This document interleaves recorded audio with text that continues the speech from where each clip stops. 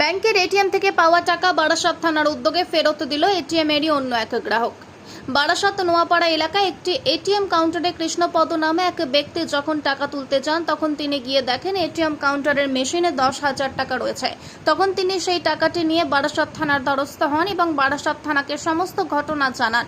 তারপরই বারাসাত থানার তরফ থেকে ব্যাংকের সাথে যোগাযোগ করা হয় যে কোনো এক ব্যক্তির টাকা এটিএমে কারোর কাছ থেকে বেরিয়েছে, এটিএমের মধ্যে টাকাটি পাওয়া গিয়েছে। এরপরে বারাসাত থানা এবং ব্যাংকের মাধ্যমে তদন্ত করে দেখা হয় যে টাকাটি কার।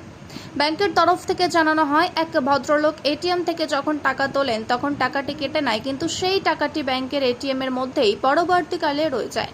তারপরেই আজ বারাসাত থানার তরফ থেকে যার টাকা তাকে ফেরত দেওয়ার ব্যবস্থা করা হয় এবং যিনি টাকাটি পেয়েছিলেন তাকে বারাসাত থানার তরফ থেকে সম্বর্ধনা দেওয়া হয় এই ভালো কাজের জন্য।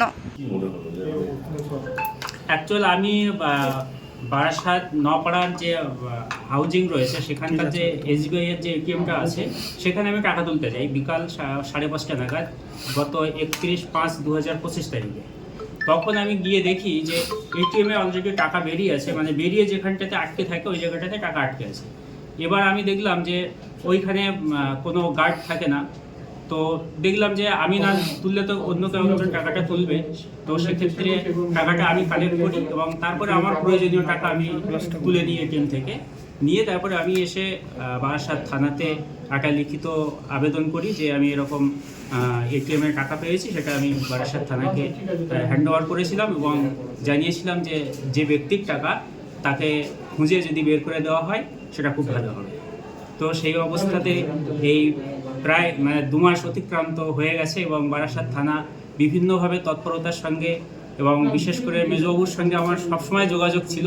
উনি বিশেষভাবে দায়িত্ব নিয়ে এই কাজটা করেছেন এবং আমার সঙ্গে সবসময় প্রতিনিয়ত উনি যোগাযোগ রেখে কিভাবে আমি পেয়েছি টাকা সেটা উনি আমার কাছ থেকে জেনেছিলেন এবং আমি বিস্তারিতভাবে বলেছিলাম এবং সেই অনুসারে আমাকে কয়েকদিন আগে থানা থেকে ফোন করা হয় যে যার টাকা তাকে পাওয়া গেছে এবং বারাসাত থানা সেই টাকা তাকে তুলে দিতে পেরেছেন এবং এই জন্য আমি পুলিশ প্রশাসনের কাছে কৃতজ্ঞতা জানাচ্ছি যে সাধারণ মানুষের জন্য পুলিশ প্রশাসন যেন এইভাবে কাজ করে থাকে। টাকাটি পেয়েছেন তার আগের মুহূর্তে ওখান থেকে টাকাটা ডেবিট করবার জন্য এটিএম মানে ওনার এটিএম কার্ডটাকে ইউজ করেছে, কিন্তু উনি টাকাটা সামহাও পায়নি, যেটা ওখানে রয়ে গেছিল। তারপরে এই সহৃদয় ব্যক্তি এটা পায় এবং এটা হচ্ছে থানাতে দিয়ে গেছিল। এরপরে যখন আমরা ব্যাংকের সাথে যোগাযোগ করি সিসিটিভিটা দেখার পরে ব্যাংক তখন জানায় যে ব্যাংকের কাছে একটা কমপ্লেন এসেছে যে কোনো একজন ব্যক্তির অ্যাকাউন্ট থেকে ডেবিট হয়েছে 10,000 টাকা, কিন্তু তিনি ওটা ফেরত পায়নি। তৎক্ষণাৎ আমরা আমাদের পুলিশের তৎপরতায় ব্যাংকের সাথে যোগাযোগ করে যে ব্যক্তি টাকাটা ফেরত দিয়েছে তার কাছ থেকে ওটা নিয়ে আমরা ব্যাংকে দিই এবং ব্যাংক ওই যে ব্যক্তির অ্যাকাউন্ট থেকে টাকাটা কেটে গেছিলো অর্থাৎ রাকেশ ওয়ার্দার, ওনার অ্যাকাউন্টে আবার এটা ফেরত দেওয়া হয়। অ্যামাউন্টটা খুব সামান্য হলেও একটা ব্যক্তি আজকের দিনেও যে সততার পরিচয় দিয়েছে এবং একটা দায়িত্বশীলতার পরিচয় দিয়েছে, সেটার জন্য আমরা বারাসাত জেলা পুলিশের তরফ থেকে তথা বারাসাত থানার তরফ থেকে আন্তরিকভাবে ওনার কাছে কৃতজ্ঞ। আজকে আমরা একটা ছোট্ট সম্বর্ধনা দিয়ে ওনাকে আমরা কৃতজ্ঞতা স্বীকার করব। আপনাদের মাধ্যমে আমরা সকল মানুষের কাছে এই খবরটাই পৌঁছে দিতে চাই যে এইরকম ভালো কাজ আপনারা সবাই এগিয়ে আসুন এবং প্রশাসনকে সহযোগিতা করুন ভালোভাবে প্রশাসনিক কাজকর্ম চালানোর জন্য।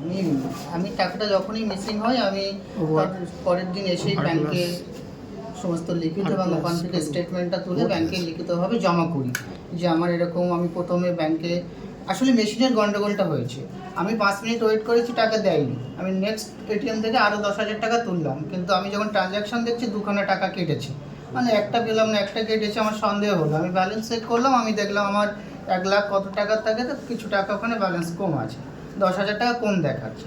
আমি সঙ্গে সঙ্গে ওটা ব্যাংকে জানালাম, জানানোর পর ওরা বললো ঠিক আছে আমরা ভেন্ডারকে জানাচ্ছি যে ভেন্ডার কি বলছে বা সিসিটিভি ফুটেজটা ওখান থেকে নিচ্ছি, যে টাকাটা কি হয়েছে জেনে আপনাকে জানাবো।